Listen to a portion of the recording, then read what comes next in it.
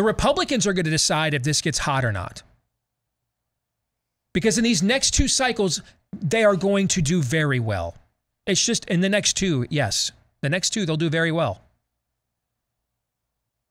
Frankly, I think the Democrats' best chance to win in 24 is nominating Trump because they can steal an election versus him and claim that they had a precedent to justify it. And I still don't think their odds actually of beating Trump are very high.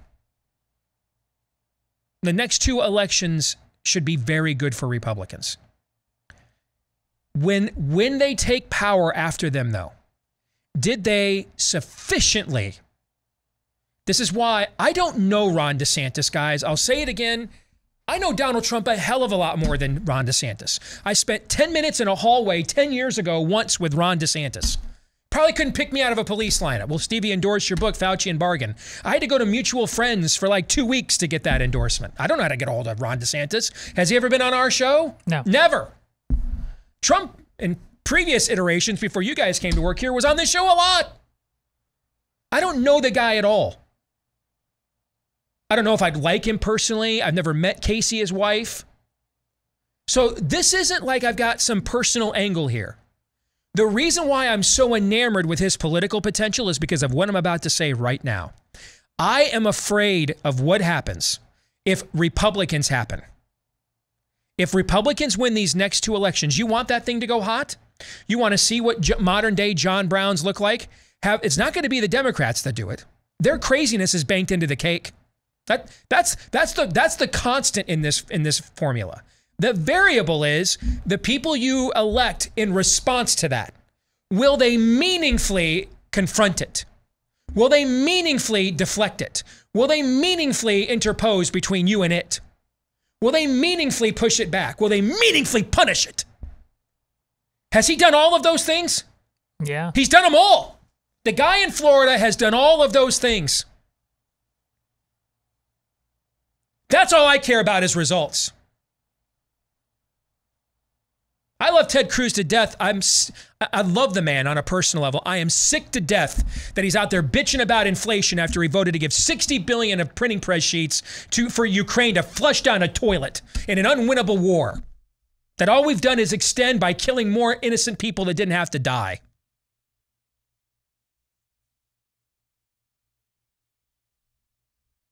I will tell you, this is almost never about relationships to me. It's one of my character flaws. You're talking to a kid who lived in a basement bedroom to hide from his dad, who got involved in every extracurricular activity, every sport he could to avoid going home, who went to 11 different schools. I'm way too comfortable on my own in an unhealthy way. Every now and then, my own family has to go to me and says, hey, Dad, man, you're kind of turtling on us again. What's up? I'm totally fine. Just hanging out in my man cave by myself. Way too comfortable with it. It's not healthy. I'm not governed by relationships in this business at all. It's one of the things that's frankly held me back because it's a largely relationally driven business, politics is. I just want some damn results. And if I think, man, you've got Asperger's syndrome, like a lot of people think, frankly, DeSantis does,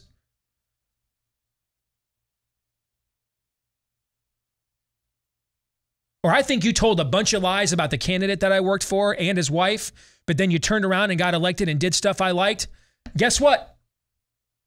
That's my guy. All I care about is the results. I'm not here to make buddies, not here to make friends. As the great prophet Nick Nolte once said in the movie 48 Hours, we ain't partners, we ain't brothers, and we ain't friends. I just want collars. That's all I want, results. I just want results. And I am afraid if we get the full devil in a red unitard in Main Street that we're getting right now, and then in response vote red waves in these next 2 elections, and they meaningfully do nothing, they Missouri compromise this thing.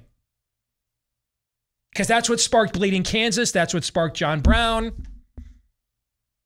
Where will our people go? You own 300 million guns. You're not going to just sit in your homes forever and say, you know what? Yeah, go ahead and chest spine my daughters. Yeah, go ahead. Castrate my sons against my will, you know. Especially when all the economic incentives that might have caused you to look the other way, those are kind of being taken away at the moment too, yes, right? They are. So then what is Oh, and if you give a cited opinion on social media, they just censor you and ban you. Okay, so I can't speak up. You won't pay me off like at least you used to. You won't even buy me off. You'll have $10 a gallon gas and you'll love it. You'll eat bugs and you'll be blissful and own nothing. And on top of that, chest bind your daughters and castrate your sons. You're right. We'll just sit here with the 300 million guns we own indefinitely. No, you won't. And no one will. That's history. That's the human species. And that is my fear. And that's why I'm like, no, we don't have 6 years. And a lot of people are saying this, frankly, because it won't offend anybody and they don't want to lose their audiences. So the perfect situation for them is to just everybody rally around Trump this time and everybody rally around DeSantis the next time, like it's some kind of hierarchy. Hell, maybe 6 years ago, Ron DeSantis won't deserve that. Because the Ted Cruz I worked for 6 years ago, hell no would not have voted for $65 billion to friggin' Ukraine. A lot changes in 6 years. And that is my fear. That we're going to run to this red wave sanctuary these next 2 elections and get nowhere. And then we're going to say, well, I guess you know what that means. And then it's on. I would like it to not be on.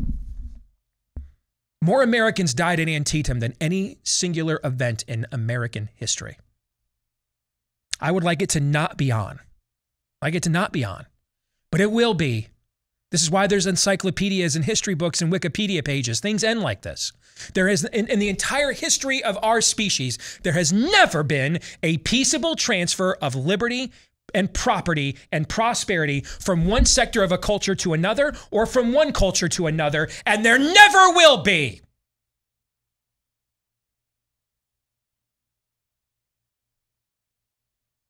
The guy in Florida has shown he takes names, and it's not just on the public unions like Walker. It's on everything. Literally everything. The only health department in America that says don't give that poisonous jab to kids is Florida's. It's on literally everything.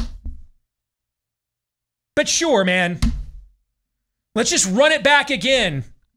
And let's have Jason Miller and Rudy Giuliani debate whether he was drunk on election night or not. All the same stupid BS that feeds their narratives and lets them completely dominate news cycles.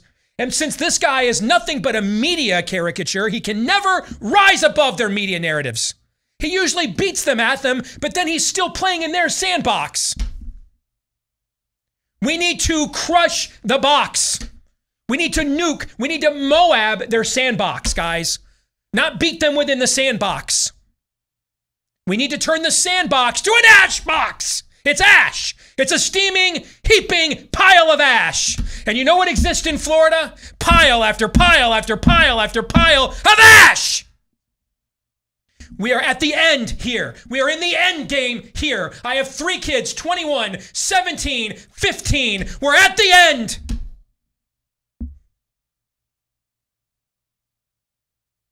Damn it! Is anybody listening to me?